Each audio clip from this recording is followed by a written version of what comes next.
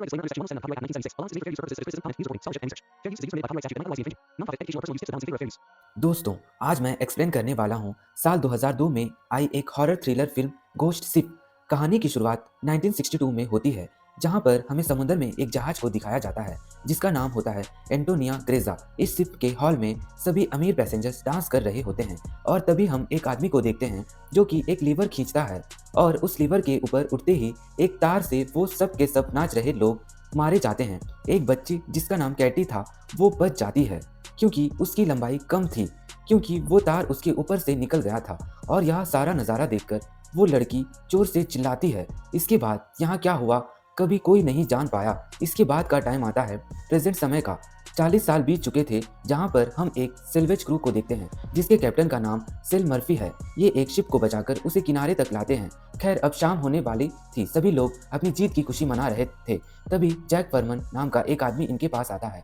वो बताता है कि मैं एक वेदर सर्विस पायलट हूँ और आज से 40 साल पहले एंटोनिया ग्रेजा नाम का एक शिप समंदर में कहीं घूम गया था और जहाँ तक मुझे पता है वह बेरिंग सी के अंदर है और उसके अंदर बहुत सारा खजाना है।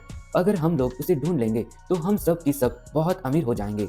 अब इंसान की फितरत ही लालच होती है, इसलिए यह पूरे का पूरा ग्रुप जैक का साथ देने के लिए तैयार हो जाता है। और अगले दिन शॉन मर्फी और उसका क्रू उस तरफ निकल पड़ता है जहाँ पर वह एंटोनिया ग्रेजा शिप है जो कि 1962 में गायब हो गया था। फिर अब उस जगह पर पहुंचने के बाद ये सब के सब लोग देखते हैं कि यहाँ पर कोई भी शिप नहीं है। यह देखकर सभी लोग निराश हो जाते हैं, लेकिन तभी इनके रडार के सामने वह शिप आ जाता है और वही शिप था जो 1962 में गायब हुआ था, जिसकी तलाश में ये सभी लोग यहाँ पर आए थे। अब शाम का एक साथी जॉन को इन्हें यहाँ लेकर आया था। ये लोग स्टीमर में रुकते हैं जबकि अपनी बाकी साथियों को लेकर शिप के अंदर चला जाता है और यहाँ पर उन्हें बहुत अजीब आवाज़ आ रही होती है। ये सभी लोग उसका पीछा करते हैं और देखते हैं कि यहाँ के लोग का पेंडुलम आज भी हिल रहा है और जैसे ही उस घड़ी के और करीब आते हैं पेंडुलम हिलना बंद हो जाता है और अब इनमें से इनका एक साथी उस पेंडुलम को हाथ लगाने वाला ही था कि एक जोर की आवाज़ आती है जिससे ये सब के सब लोग डर जाते हैं।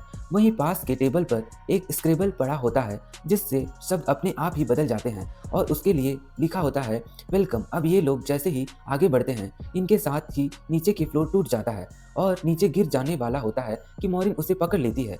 अब जब उसे पकड़कर ऊपर खींच रही होती है तो उसके नीचे एक बच्ची दिखती है। ये बच्ची वही है जो कि आज से 40 साल पहले वायर के कटने से बच गई थी, लेकिन आज भी इस बच्ची की उम्र उतनी ही है, जिसका मतलब था कि ये बच्ची की आत्मा थी। अब अगले ही पल मॉरिन की आंखों से वो बच्ची गायब हो जाती है। यहाँ पर मॉरिन को कुछ भी समझ नहीं आता कि उसने अभी जो देखा वो सच था या उसका वहम।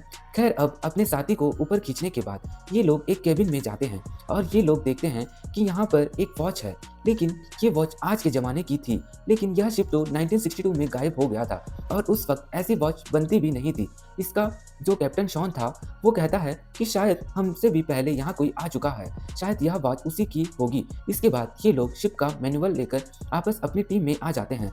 अब अगली सुबह पता लगता है कि शिप के एक बहुत बड़ा होल है जिससे धीरे धीरे यह शिप डूब रहा है और अगले 3 दिनों में ये उस होल को रिपेयर करके शिप को यहाँ से ले जाना चाहते थे, इसलिए ये सभी लोग अपने काम पर लग जाते हैं। वहीं हमें मॉरिन को दिखाया जाता है जो कि शिप के उस हिस्से में आती है जहाँ पर स्विमिंग पूल है और यहाँ पर वो यह देखकर हैरान होती है कि स्विमिंग पूल पर गोलियों के निशान थे। खैर, अब वो स्विमिंग पूल की जांच करके जब ऊपर आ रही होती है तो उसे फिर से यह एक बार बच्ची दिखाई देती है, जिससे डर कर वो वापस स्विमिंग पूल में गिर जाती है और उसका सर स्विमिंग पूल में टकराता है और उसके सर से खून निकलना शुरू हो जाता है, लेकिन वह स्विमिंग पूल उसके खून को अपने अंदर एब्जॉर्ब कर लेता है। वो एक बार फिर से ऊपर देखती है जहाँ पर वो बच्ची थी, लेकिन अब वहाँ पर जैक आता है। जैक उसे ऊपर खींच लेता है और उन दोनों यहाँ से जाने के बाद वो स्विमिंग पूल पूरी तरह से खून से भर जाता है। अब जैक और मॉरिन आगे जाते हैं। मॉरिन एक दरवाजे को खोलती है जिससे बहुत सारा पानी निकलता है। ये दोनों उस दरवाजा के अंदर जाते हैं। वो दरवाजा अपने आप ही बंद हो जाता है, इसलिए आगे बढ़ता रहता है। आगे बढ़ते हुए ये लोग एक केबिन तक पहुँचते हैं जहाँ पर 9 लकड़ी के बॉक्सेस होते हैं। ये यहाँ पर अपनी बाकी साथियों को बुला लेते हैं और जब ये उन बॉक्सेस को खोलते हैं तो हर एक बॉक्स के अंदर 28 गोल्ड के बार होते हैं। इनमें बहुत सारा खजाना था। इस सोने को देखकर ये सब के सब लोग बौखला जाते हैं। इसलिए यह तय करते हैं कि यह शिप को यहीं पर छोड़कर ये सोना लेकर यहाँ से निकल जाएंगे। इसलिए ये लोग सारा का सारा सोना अपनी बोट में रख देते हैं। ये लोग अब बहुत खुश हो जाते हैं। लेकिन तभी इनकी बोट पर दिखाया जाता है कि इनकी बोट के जो गैस का नोब था वो अपने आप ही चालू हो जाता है, जिससे हवा में गैस फैलना शुरू हो जाती है।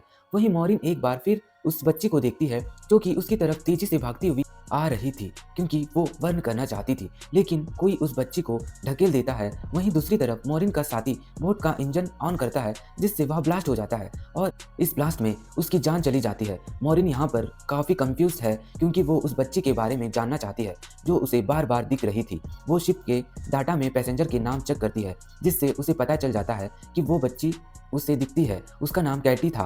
वो कैटी के रूम तक पहुंचती है, जहां उसे कैटी का स्केलेटन मिलता है। वह समझ जाती है अब तक जो कीटी उसे दिखाई दे रही थी वो उसकी आत्मा है। वही हमें शॉन को दिखाया जाता है, जो कि कैप्टन रूम में बैठा होता है। और तभी उसके सामने शिप के कैप्टन की रूह आ जाती है।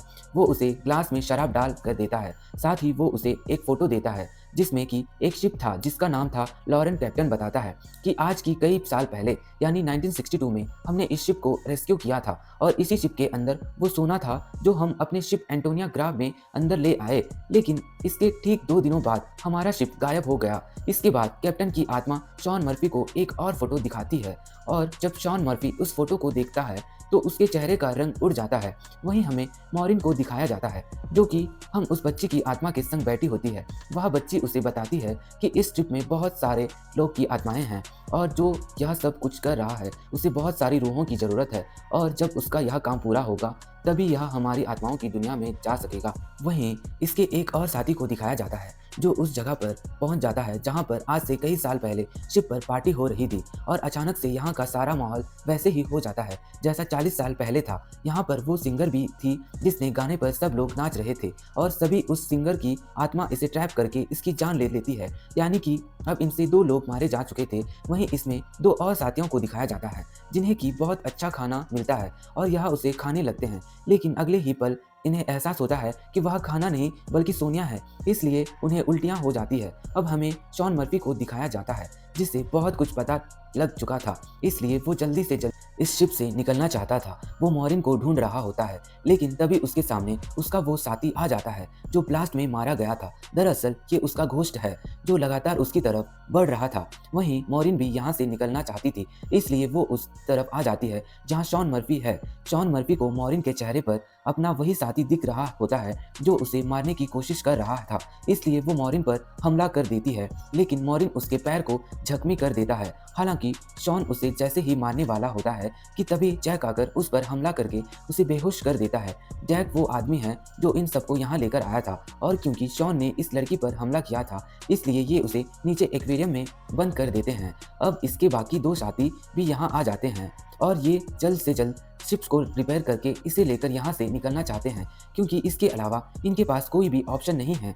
अब ये नीचे आकर शिप को रिपेयर कर देते हैं। अब मॉरिन अपने एक साथी को ढूंढने के लिए जा रही थी, तभी उसके सामने वो घोस्ट लड़की आ जाती है, जिसे वो दिखाती है कि उस आदमी की जान जा चुकी है जिसे वो खोज रही है, और यह वही आदमी था जो पार्टी रूम में पहुंच गया था। दरअसल उस सिंगर की आत्मा ने उसे सेड्यूस किया था। वो उसके पीछे पीछे गया था और उसकी आत्मा ने उसे ऊपर से नीचे धक्का दे दिया था। और अब उस बच्ची की आत्मा मॉरिन को 1962 की वो पूरा विजुअल दिखाती है, जब वे सब लोग शिप में मारे गए थे।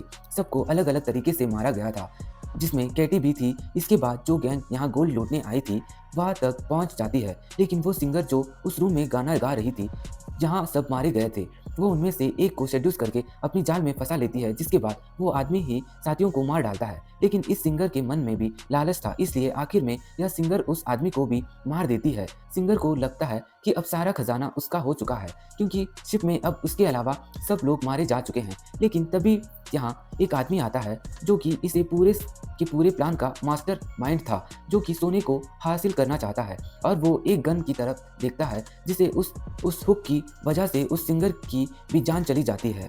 और अब यहाँ पर वो बच्ची उसे उस आदमी का चेहरा दिखाती है, जिसे देखकर मॉरिन पूरी तरह से घबरा जाती है, क्योंकि वो आदमी कोई और नहीं बल्कि जैक था, वही आदमी जो इन सबको यहाँ सोना ढूंढने के लिए लाया है। मॉरिन समझ जाती है कि उसका साथी शॉन मर्फी पूरी तरह से बेगुनाह है। वो उसे बचाने के लिए एक्वेरियम की तरफ भागती है, लेकिन अब उसकी जान जा चुकी थी। कैप्टन ने उसे जो फोटो दी थी वो जैक की थी, जो कि पानी में मॉरिन देख लेती है। दरअसल जैक कोई इंसान नहीं बल्कि वो एक शैतान बला है, जो कि किसी मकसद के लिए आत्माओं को इकट्ठा कर रहा है। ऐसे हो सकता है कि वह शैतान के लिए भी काम करता है और वो यहाँ पर इन सबको मारकर उनकी आत्माओं को भी जमा करना चाहता है। मॉरिन अब अपने साथी से कहती है कि तुम्हें जैक पर नजर रखनी होगी। अब मैं अपने दूसरे साथी को ढूंढने जा रही हूँ, जो कि पानी के अंदर है। मॉरिन ना उस जगह पर जाती है तो उसे समझ आ जाता है कि उसकी भी जान चली गई है, जिससे कि जैक ने ही मार दिया था। वहीं जैक उस जगह पर आ जाता है जहां पर मॉरिन ने अपने साथी से कहा था कि वो उस पर नजर रखे। जैक और मॉरिन के साथी के बीच वहां सुनी हो जाती है, इसलिए मॉरिन का साथी उसे शूट कर देता है। उसे लगता है कि वो मारा गया, इसलिए वो यहाँ से चला जाता है। वहीं अब मॉरिन इस पूरे शिप में ब्लास्ट करना चाहती थी, इसलिए वो हर जगह बम फिट कर देती है। लेकिन तभी मॉरिन के पास उसका वो साथी आ जाता है जिसे अभी अभी जैक को गोली मारी थी। वो मॉरिन से कहता है कि हमें शिप को ब्लास्ट नहीं करना चाहिए, लेकिन मॉरिन उसकी बात नहीं मानती। वो कहती है मैं शिप को ब्लास्ट करके ही रहूंगी, क्योंकि यहाँ पर बहुत सारी रूह कैद है। इस शिप में और भी लोग को ट्रैप करके लाया जाता है, जिसकी तरह से जान जाती रहेगी, और ट्रैप करने का एक ही जरिया है, जो है सोना। और तभी उसका साथी जैक के रूप में, जिससे हम समझ जाते हैं कि जैक ने उस आदमी को भी मार दिया जिसने उसे शूट किया था। जैक उससे कहता है कि तुम्हारा और मेरा काम एक ही जैसा है। जिस तरह से तुम समंदर में फंसी हुई बोट और शिप को जमा करती हो, उसी तरह मैं आत्माओं को जमा करता हूँ। पहले मैं भी इंसान हुआ करता था, लेकिन मैंने बहुत पाप किए, जिसके बाद मुझे एक काम दिया गया और अब मैं एक सॉल कलेक्टर बन गया हूँ, जिसके लिए मुझे शिप की ज़रूरत है और मैं नहीं चाहता तुम इस शिप को ब्लास्ट करो। लेकिन मॉरिन उसकी बात नहीं मानती, इसलिए जैक उस पर हमला कर देता है। मॉरिन एरो से उसके पैर को जख्मी कर देती है और फिर उसे एरो से रिमोट पर निशान लगाती है और वो शिप से कूद जाती है, जिसके बाद इस शिप के एक बहुत बड़ा ब्लास्ट हो जाता है और मॉरिन पानी के अंदर उस शिप में नीचे फंस चुकी है। लेकिन तभी उस शिप से उस बच्चे की आत्मा आती है, जो मॉरिन को ऊपर का रास्ता बताती है। मॉरिन बड़ी मुश्किल से ऊपर आ जाती है और वो देखती है कि शिप में जितनी भी आत्माएं थी वो सबकी सब आज़ाद हो चुकी है और वे आत्माएं दुनिया में जा रही है। लेकिन इन आत्माओं में कैटी की भी आत्मा है। दरअसल यहाँ पर जितनी भी आत्माएं थी वह सब की सब जैक की गुलाम थी, क्योंकि मारने के बाद उनसे हर एक के साथ एक मोहर लगा दी थी। लेकिन सिर्फ केटी की सोल उसकी गुलाम नहीं बन पाई, क्योंकि वह पवित्र थी। इसलिए केटी की सोल बार बार मॉरिन की हेल्प कर रही थी और अब केटी की मदद से मॉरिन ने इस सभी आत्माओं को आज़ाद कर दिया।